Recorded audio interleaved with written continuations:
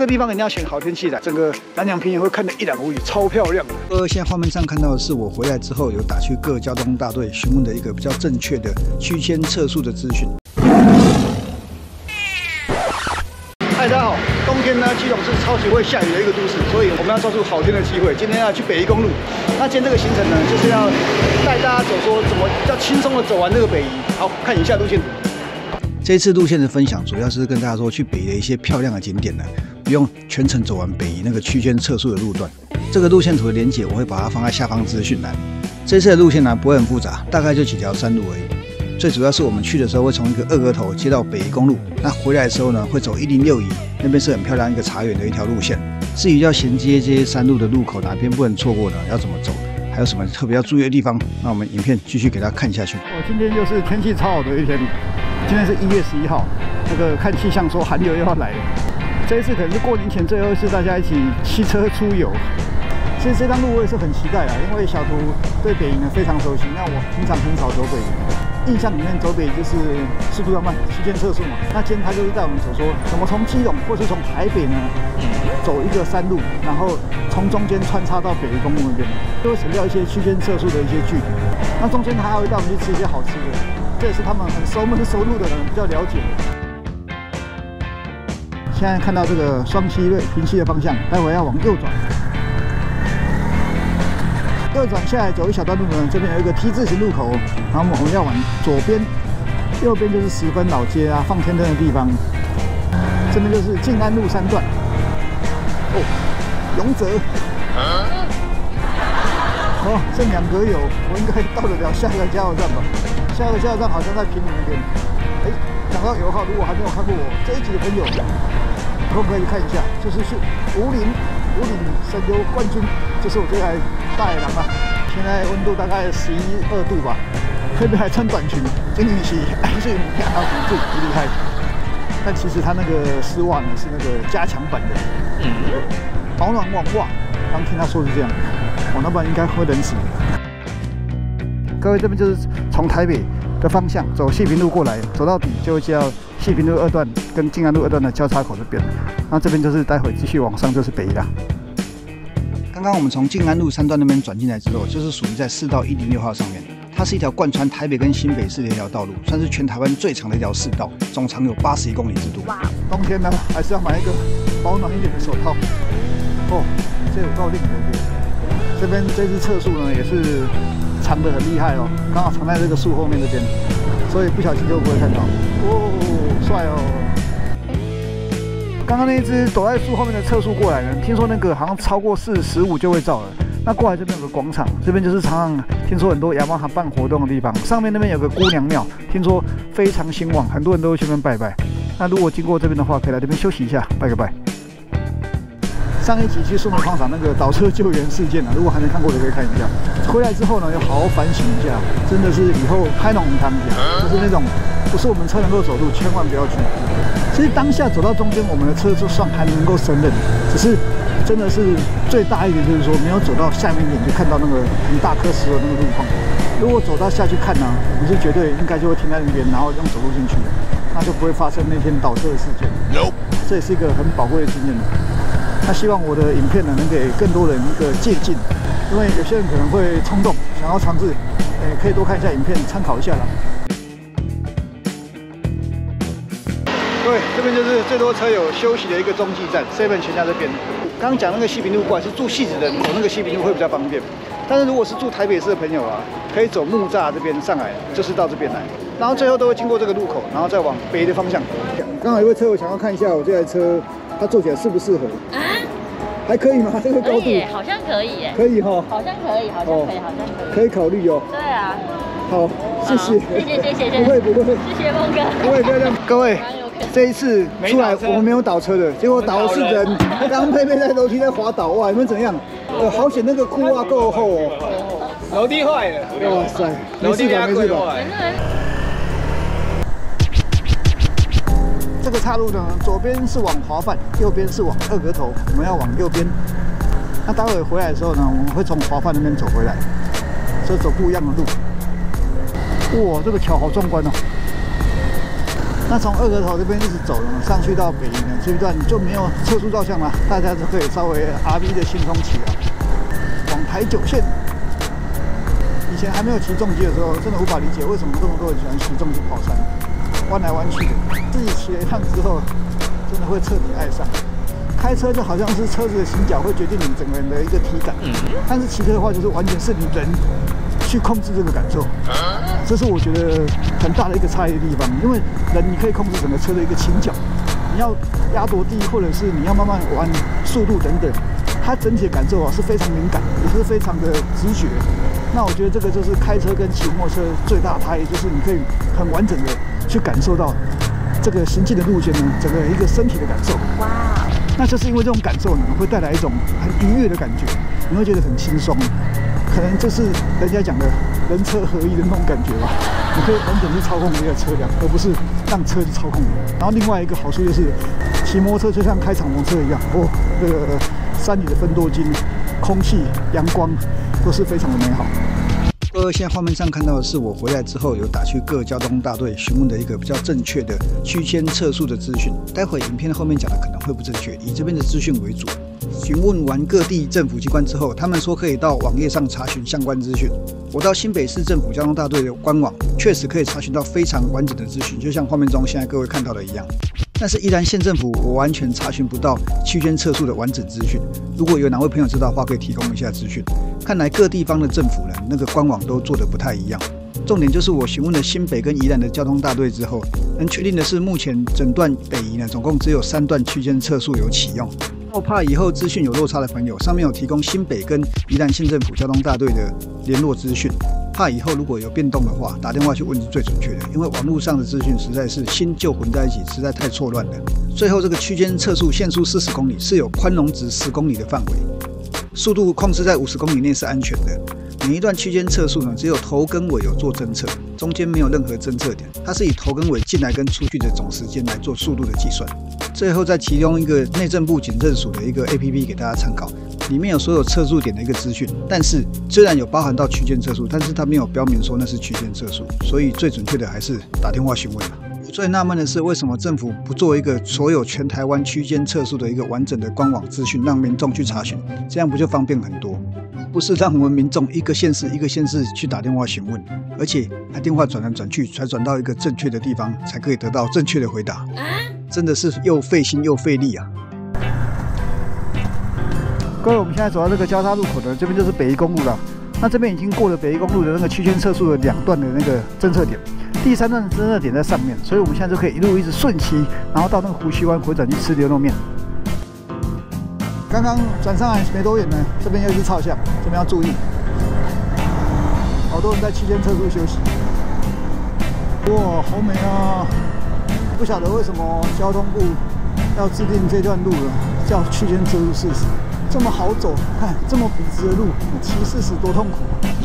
所以这个也是大家一直在抗议的一个问题。如果你说50、60，我觉得还算比较合理一点。你脚踏车在冲刺的时候，速度都不及40。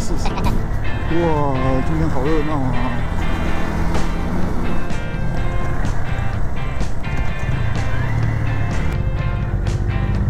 哦，好，谢谢。这个湖西湾呢，就是回转点，但是因为现在他们说不能回转了，所以大家还是要再往里面起点再回转。好，走吧。各位现在看到这个裁判湾就是2个连续 S 弯，所以很多人会喜欢在这边过弯压车。那我觉得这个弯其实也是蛮有技术的。哇，来了！哇！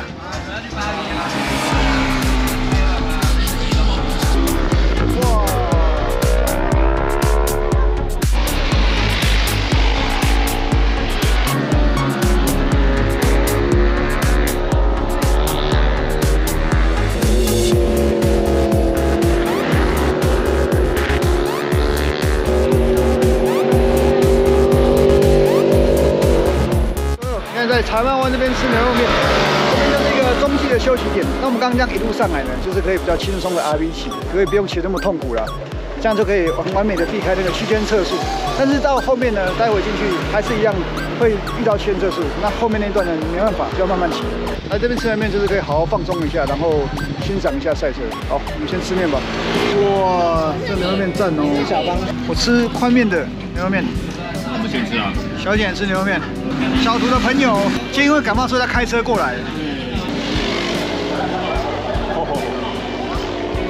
这个弯真的有够热血。如果我平常假日不知道去哪，想看赛车，来这边看就对了。帅。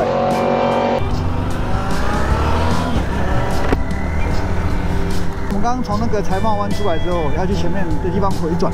我现在要去下一个景点，就是看南洋平原的地方。刚刚看到那个护湾宫回转过来，大概是离我们财贸湾大概2-3分钟的路程。但是那个路口回转你要小心了，因为那边过没多久就有一个弯道，所以也是要尽快的快速回转。又回到财贸湾了。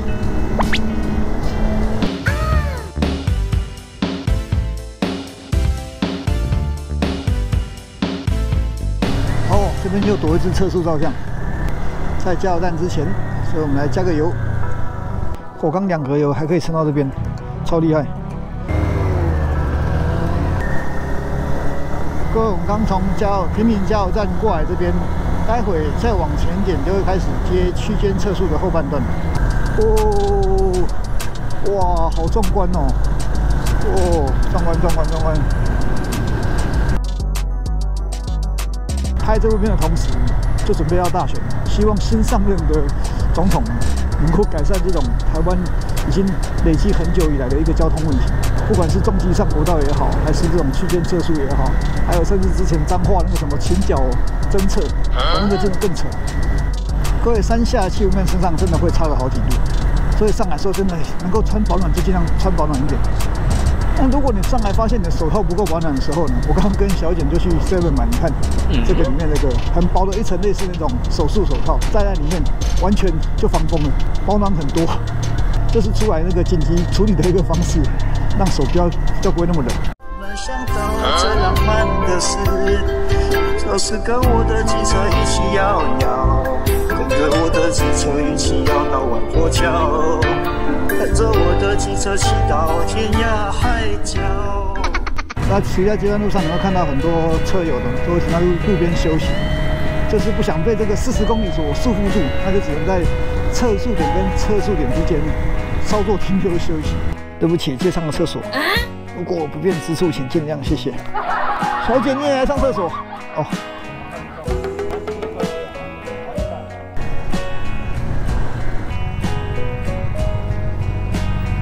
我们现在到北宜头城那个交界点的那个停车场，就是茶叶蛋那边。那今天为什么会有这台保姆车？这个是小图的朋友，他今天本来要骑车，因为他感冒，所以他今天很热血，他说到，所以他开车都要来。对，当我们的保姆车，保护我们安全。万一谁太冷的话，可以上车。看来只有佩佩应该比较有机会上车，其他都要骑车。应该加了板凳。OK 啊，这个很高兴认识你，下次有机会再一起出来骑车。哦，跟你感冒好一点。啊，我们现在那个停车场旁边上面这边步道走上来，前面就是南洋平原的一个观景台，其实很快，从那个停车场走上来，大概1-2分钟就到了。猫咪，哇，那黑猫好漂亮！今天的重头戏来了，无敌南洋美景，整个南洋平原超漂亮的。今天来这边不虚此行了，看到这个景，好险今天天气还算 OK， 虽然没有天气到非常好，但还是可以看到整个南洋平原的一个整个海岸线。现在这个无敌美景呢，再冷上来都值得了。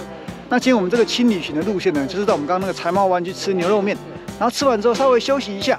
再慢慢骑上来，大概骑个40分钟就会到这边。这个地方一定要选好天气来，整个南洋平原会看得一览无余，超漂亮的。整个海岸线好美哦，好壮观，像画一样，真的是像画一样，很不真实。但是你们透过荧幕可能很难看得清楚，它到底有多壮观，真的好壮观。那待会回去我们会走华范那条路回去，就是106E，然后最后接106县道，就是我们先来的路，然后再原路回去这样。这个小姐会出现在我下一节的那个车主程度使用心得里面，她的车也蛮特别的。小姐，你骑什么车？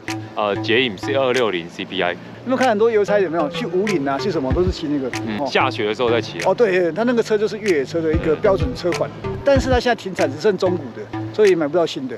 上次去那个树莓矿场应该找你去的，你那个车应该轻松靠到啪啦就进去了，再换你去挑战一下。好，没问题。 OK， 好，那我们准备下山。这边有一只好帅的猫，小黑来。这只猫咪感觉它这个点不错，风景很好，它在看来来往往的车辆。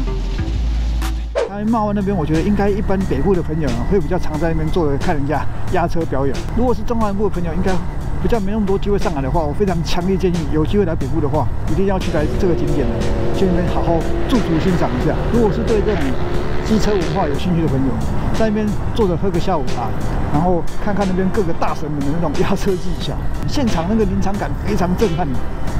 整个现场的那个气氛啊，就是会让你觉得好像又多了年轻了好几岁。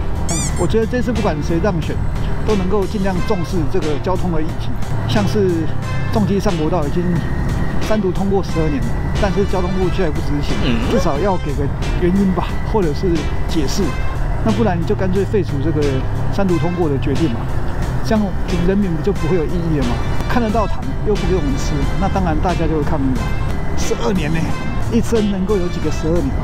今天我们出门是10点半，然后到我们刚刚那个欣赏南洋风景的观景台那边是下午3点，所以一整天这个行程呢，其实是一点都不赶。不管是从基隆还是台北出发，还是新北出发的朋友，都可以慢慢的骑，是一个非常轻松的行程，然后不会太早出门，也不会太晚回家。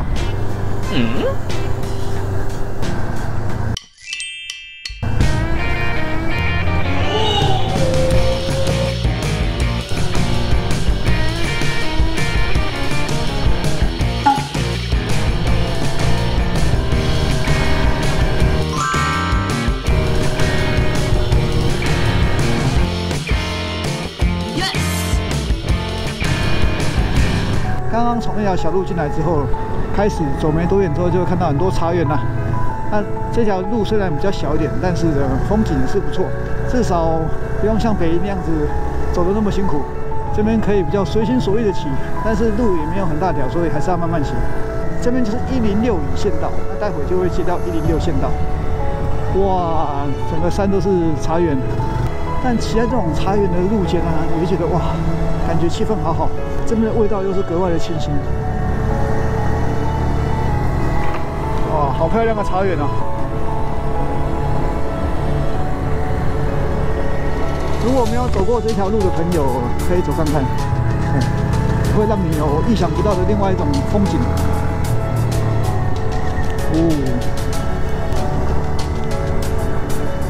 这个地方非常特别啊！你现在看到后面那边整个都是茶园，这是从刚刚毗邻高速公路前那个小路接上来，对，然后就可以到这么优美的地方。这边也算是一个秘境啊，我觉得。很多茶园的广告都在这边拍。哦，御茶园，对，一心2叶，对，哇，好漂亮哦！所以当你休息一天不知道去哪边的时候，跨上你的欧多拜，来这2个地方走走吧。去那边坐着咖啡，好好享受一下跑车的声浪，然后最后在那个一望无际的南洋平原，好好欣赏一下美景，沉淀一下心情。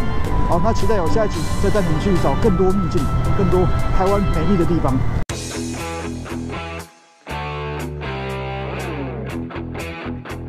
刚下来之后呢，就接到这边了。那我们一样往右边去，回基隆方向。哦，到店里喽。上班喽！